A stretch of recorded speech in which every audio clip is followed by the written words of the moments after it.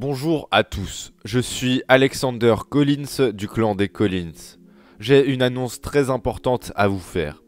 Alors, des vampires vendraient leurs services sur le Darknet, très cher. Mais je n'ai pour l'instant pas plus d'informations.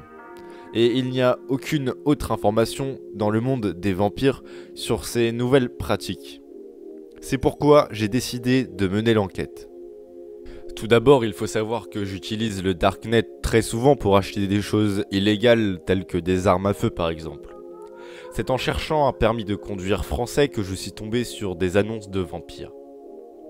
Alors cela me fait vraiment très peur, car comme vous le voyez sur cette annonce de transformation en vampire, il y a eu plus de 2000 acheteurs en France. Et ils ont dû débourser chacun 0,5 bitcoin, soit environ 1000 euros. De plus, nous ne savons pas si ce sont des vrais vampires qui mettent ces annonces en ligne et même s'ils respecteront leurs engagements. Par exemple, pour ce supposé vampire qui s'appelle John de Las Vegas, il se serait fait plus de 2 millions d'euros avec ses 2000 acheteurs. Voici la description de son annonce. Hey les potos, c'est John de Las Vegas. Toi-même tu sais, oh yeah. Bon mon gars, j'imagine que si t'as cliqué ici, c'est pour devenir un vampire, un buveur de sang, quoi. Bah t'inquiète, mon pote, pas de problème. Je t'explique un truc vite fait si tu le permets. Moi, j'ai besoin d'oseille et ouais. Et toi, tu veux devenir un vampire? Voilà, t'as compris si t'es pas con, oh yeah. Pour seulement 0,5 BTC, Bitcoin. Je viens chez toi et je te transforme. Tu deviendras un vampire en moins de 5 minutes top chrono. Oh yeah! À toi Las Vegas mon pote, c'est casino et c'est nana. Si t'as besoin d'aide pour acheter des bitcoins, demande-moi en message privé. Et si t'as des questions, fais-le aussi, oh yeah! Si vous êtes de la police, du FBI ou du CIA, ne me contactez pas s'il vous plaît. Je voudrais donc vous demander à tous, tout d'abord, de ne pas faire affaire avec ces crapules qui sont sans doute des imposteurs. Vous pouvez tout de même aller voir ces annonces sur le Darknet. J'utilise le réseau Tor. Plusieurs tutos existent pour y aller.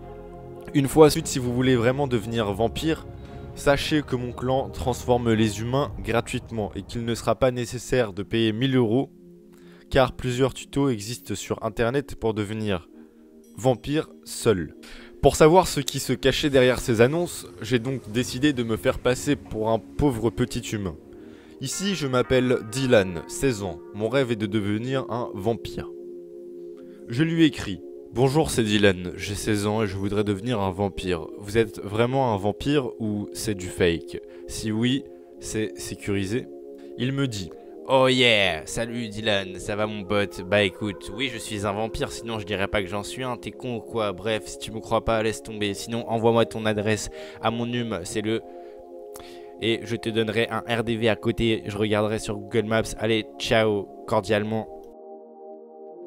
Je lui envoie donc mon adresse et je lui paye les 0,5 bitcoin, soit 1000 euros. Donc... Aujourd'hui nous sommes le 19 juin, je n'ai pas reçu de nouvelles de John de Las Vegas jusqu'à 20h. Je reçois un SMS, il est 20h06, il me dit de sortir de chez moi. Je me cache sur un toit voisin. Il va à l'endroit où il m'avait donné rendez-vous, c'est-à-dire sous le pont.